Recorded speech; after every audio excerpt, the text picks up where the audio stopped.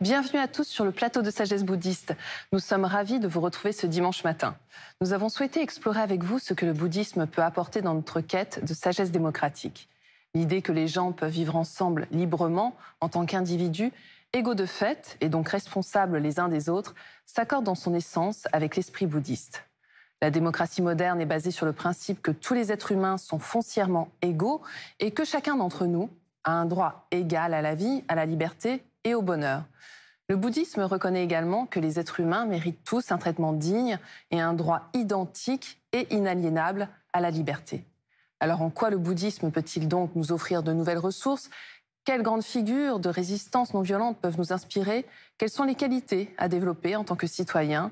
Nous en parlons dans un instant avec notre invité Éric Vincent. Éric Vincent, bonjour. Bonjour. Vous êtes journaliste. Vous êtes également enseignant sur le religieux, le spirituel et la laïcité, des thématiques donc, que vous enseignez à l'Institut d'études bouddhiques et à l'Université catholique de Lille. Vous avez publié plusieurs ouvrages, dont un consacré à Jean Jaurès et l'autre à Mandela et Gandhi. Merci d'être avec nous aujourd'hui. Alors, on va partir d'un constat. Je pense que beaucoup de gens le font. La démocratie n'est pas forcément en très très bon état. Non, la démocratie donne des signes de fatigue, on peut dire, peut-être d'épuisement à certains égards, et qu'il faut replacer d'ailleurs dans un cadre plus global, qui est celui de la mauvaise santé de notre monde, de notre planète. Cette civilisation postmoderne marque des signes d'essoufflement. Et donc, voilà, oui, dans tous les domaines d'ailleurs. Dans tous les domaines, et tous les domaines sont interconnectés en fait. Et donc l'aspect politique, bien sûr, doit être relié avec tous les autres, économiques, culturels, sociaux, et bien sûr le personnel aussi, le personnel et le collectif. Mais alors, en quoi justement le bouddhisme peut nous apporter des nouvelles ressources, nous permettre de nous renouveler ? Déjà, je dirais que c'est l'idée de partir en quête d'une sagesse démocratique, qui est assez originale. C'est pas quelque chose dont on parle tous les jours. Et je crois que déjà, reconnaître ce problème démocratique et ce besoin de sagesse, ce besoin de trouver de nouvelles synthèses, un nouveau paradigme, nourrissant pour les individus et pour les collectifs, déjà fait sens. Et à cet égard, les différentes spiritualités sont des ressources, et parmi elles, le bouddhisme. Le bouddhisme, alors peut-être avec des aspects assez spécifiques, par rapport à la France en particulier, c'est-à-dire que dans le contexte français, le bouddhisme est une religion jeune, une religion qui n'a pas, ou pratiquement pas de passif historique, on pourrait dire, à la différence d'autres, et donc qui n'a pas parfois des difficultés ou des blocages ou une mémoire pas forcément simple à porter. Donc ça, c'est un avantage. Et puis je dirais aussi la particularité du bouddhisme, qui certes est une religion, mais qui est souvent aussi envisagée comme une philosophie, oui. Voilà, ou une sagesse, justement. Et donc, du coup, il y a peut-être une approche qui est peut-être plus facile. Voilà, plus facile et qui permet une interfécondation, je dirais, de la logique démocratique et de la logique spirituelle bouddhiste. Mais alors, qu'est-ce que le bouddhisme nous apporte en plus ? Vous évoquiez tout à l'heure la notion d'interdépendance, c'est important, entre l'individuel et le collectif. L'interdépendance entre l'individuel et le collectif. Des outils pour travailler sur soi aussi, c'est-à-dire qu'en fait, bon, ça c'est vrai aussi pour la plupart des traditions, mais je dirais dans le cas du bouddhisme, il y a une profusion d'outils, parfois ce qu'on appelle aussi des moyens habiles dans certaines traditions, qui permettent donc aux individus qui sont aussi des citoyens, bien sûr, donc devenir un meilleur humain et devenir aussi un meilleur citoyen. Mais par exemple, quoi comme outil ? Ne serait-ce que déjà la prise de conscience, s'interroger sur ses comportements, s'interroger sur ses modes de consommation, par exemple, sur ses addictions éventuelles. Donc là, ça rejoint le discernement. Le discernement, cultiver la conscience, la lucidité, et puis la réflexion aussi, tout simplement, voir quelle est notre place dans le monde, dans notre ville, dans notre pays, dans notre métier, dans notre entreprise, notre administration, etc. Vous voyez, donc il y a cet effort de conscience qui, bien sûr, va avec une pleine conscience. C'est-à-dire que la dimension de réflexion et la dimension de méditation, à cet égard, sont interdépendantes, doivent être reliées. Et le bouddhisme nous y invite. Et puis, il y a bien sûr aussi, je dirais, la richesse des traditions bouddhiques, les exemples qu'elles véhiculent, les symboles qu'elles peuvent transmettre, donc ces notions de loi de causalité, par exemple, aussi, voir que... Rappelez-nous ce qu'est la loi de causalité. Alors, la loi de causalité, c'est ce qu'on appelle aussi la loi du karma, et donc c'est une idée toute simple et très familière, que en fait, quand on pose un acte, quel qu'il soit, même éventuellement inconscient ou peu conscient, il a immanquablement des conséquences. Et donc, ça peut être perçu comme une forme d'enfermement, mais ça doit surtout être perçu comme une forme de liberté. C'est-à-dire que plus on est conscient de cette loi de causalité, plus on peut l'utiliser à son avantage, et en l'occurrence à l'avantage d'un bien-être personnel et d'un bien-être collectif. Mmh. Alors revenons sur 3 grandes figures inspirantes justement qui ont agi en conscience, qui ont aussi prôné la non-violence. En fait, c'est ce qu'on appelle aussi le bouddhisme engagé d'une certaine manière, pour certains d'entre eux en tout cas. Le Dalai Lama, Thich Nhat Hanh et Gandhi, que vous connaissez bien. Oui, alors c'est vrai que j'ai travaillé particulièrement sur la figure de Gandhi, qui certes n'était pas bouddhiste, mais était indien. Et en tant qu'Indien, était attentif à toutes les traditions indiennes, dont le bouddhisme. Il citait régulièrement le Bouddha, et par ailleurs qui était ouvert à toutes les traditions, l'islam, le christianisme, le judaïsme, etc. Et qui est bien sûr, je dirais, le modèle par excellence de ces spirituels engagés, de ces spirituels démocrates, à travers tout spécialement la non-violence active, dont il a été le grand théoricien et le grand praticien ou pratiquant. Ouais. Et le fait est que les autres figures dont nous venons de parler, Thich Nhat Hanh et aussi le Dalai Lama, et on pourrait rajouter Martin Luther King et d'autres qui ne sont pas bouddhistes, mais ont été frappés par la figure de Gandhi et nourris par cet exemple extraordinaire. Dont je pense on n'a pas fini de tirer profit. C'est-à-dire qu'en fait, ces figures sont souvent célébrées, elles sont un peu des icônes qu'on peut mettre sur des t-shirts ou des mugs. Mais en fait, est-ce qu'on connaît si bien que ça leurs pensées, leurs actions et surtout, comment s'en inspirer aujourd'hui, comment réactualiser leurs pensées. Est-ce que c'est développer le courage, Éric Vincent? Bien sûr, ce sont des exemples par excellence de courage, et d'un courage là aussi qui puise plus loin que dans les simples ressources individuelles. C'est tout le sens de ces spirituels démocrates. C'est-à-dire ce sont des figures qui explicitent le rapport à la spiritualité, à une forme de transcendance, à une forme d'intériorité, et qui donc sont capables de se ressourcer au-delà des moyens, je dirais, simplement humains classiques. Voyez, et donc qui peuvent là aussi nous inciter à trouver des forces, des ressources d'héroïsme en nous.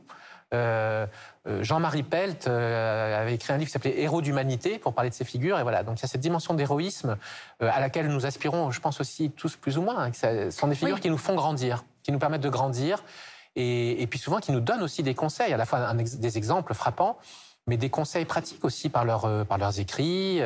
Alors c'est ça l'idée, c'est d'aller écouter peut-être les enseignements des maîtres, de lire ce que ces personnes nous ont laissé. Lire leur récit de vie, apprendre. Par exemple, la vie de Thich Nhat Hanh n'est pas forcément très connue. Hein. Il a beaucoup enseigné, on trouve beaucoup d'ouvrages qui relaient sa parole, mais son combat contre la guerre du Vietnam, son combat non violent contre la guerre du Vietnam, ses actions humanitaires, toujours connectées avec sa vie spirituelle et son rôle d'enseignant et d'accompagnant spirituel, tout cela est extrêmement inspirant et permet en plus de trouver peut-être, de nous inciter à chercher pour nous-mêmes des façons d'être justement des meilleurs humains et des meilleurs démocrates. Oui, donc ça nous incite à la réflexion avec sagesse et discernement. Et à prendre sa vie en main. Oui, aussi. Ouais. Donc en fait, se responsabiliser et arrêter d'être dans le statut de victime. Exactement. Ne pas se laisser victimiser et repérer nos marges de liberté qui sont souvent plus grandes qu'on imagine, et notamment dans nos modes de consommation. C'est à nous de changer nos modes de consommation. Alors, vous nous disiez justement, un peu avant de préparer l'émission, quelque chose que je trouve essentiel, c'est que la question du sens, justement, était au cœur de cette question de la démocratie. Hein, parce que si elle est mal instruite, elle bascule soit dans la fragilité ou dans les extrêmes.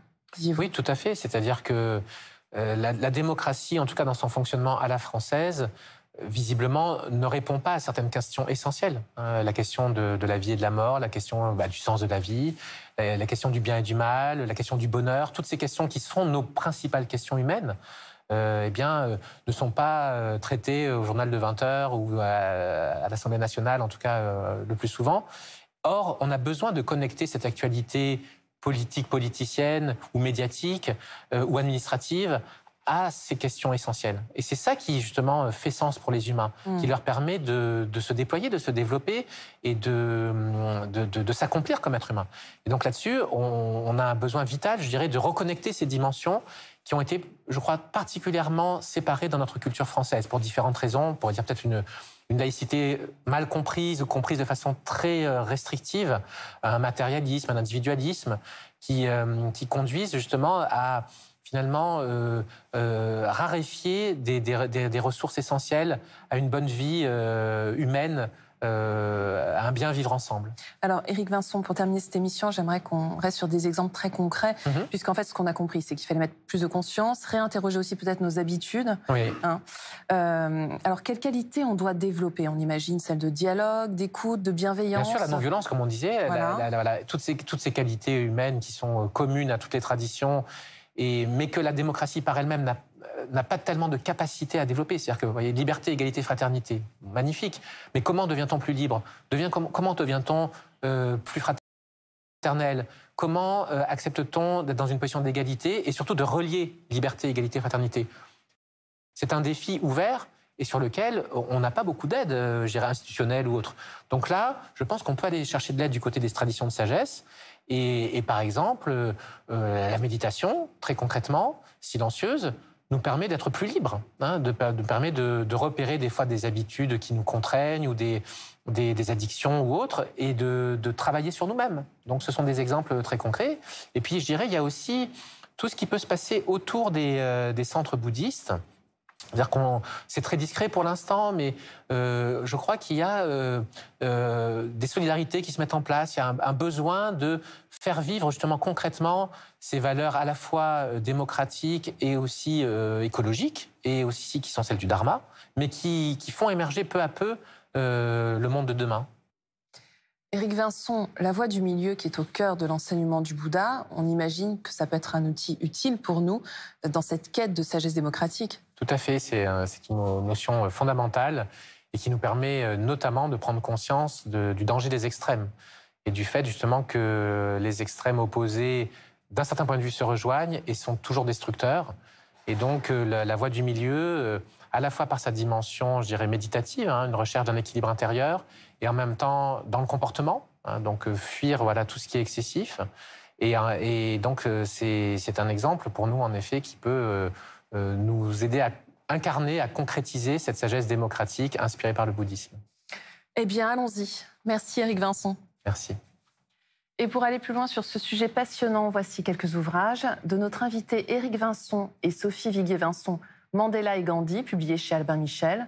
Dans leur combat politique, quel rôle ont joué la vertu personnelle, la spiritualité, la sagesse, et quelles leçons peut-on en tirer?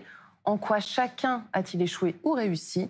En rapprochant les parcours de ces deux leaders, les auteurs permettent de répondre aux questions fondamentales pour le monde d'aujourd'hui.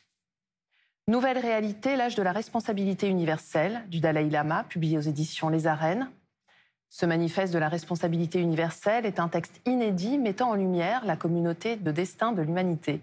Écrit à partir d'entretiens exclusifs avec Sophia Streetrevher, ce livre d'engagement personnel et politique est porteur d'un espoir pour le monde. Le Dalai Lama offre ici sa contribution à la réflexion contemporaine sur les responsabilités humaines et les devoirs envers les générations futures. Enfin, La démocratie, des textes choisis et présentés par Bruno Bernardi, publiés aux éditions Flammarion, dans la collection Corpus.